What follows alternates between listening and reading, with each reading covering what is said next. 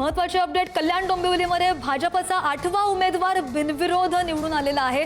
प्रभाग क्रमांक 27 मधून महेश पाटील हे बिनविरोध आहेत। डोंबिवलीमधील भाजपची विजयाची घौडदौड आज ही कायम असल्याचं पाहायला मिळतंय। एका पाठोपाठ एक उमेदवार बिनविरोध निवडून येत आहेत तेच आपण पाहतोय। आणि या संदर्भात आणखी अपडेट करण्याचे प्रतिनिधी सुशांत आपल्या सोबत आहेत। सुशांत, हा आकडा वाढता पाहायला मिळतोय।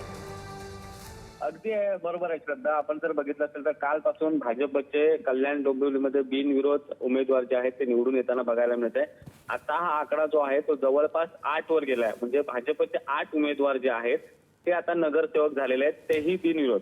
अर्थात प्रदेशाध्यक्ष रवींद्र चव्हाण यांचा हा बालेकिल्ला आहे आणि या बालेकिल्ल्यात रवींद्र चव्हाण कालपासूनच तळ ठोकून होते आणि त्यांची शिष्टाई कुठे जी आहे ती त्याला यश मिळताना आपल्याला बघायला मिळते। आताच आपल्याला जी माहिती मिळते ती मुकुंद उर्फ विशू पेडणेकर आणि महेश पाटील या दोघांची बिनविरोध निवड झालेली आहे। त्यामुळे आता हा आकडा जो आहे तो 8 वर गेलाय।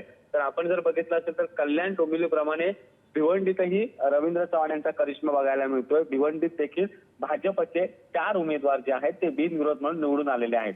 सध्या अगदी सुशांत, धन्यवाद दिलेल्या माहितीसाठी।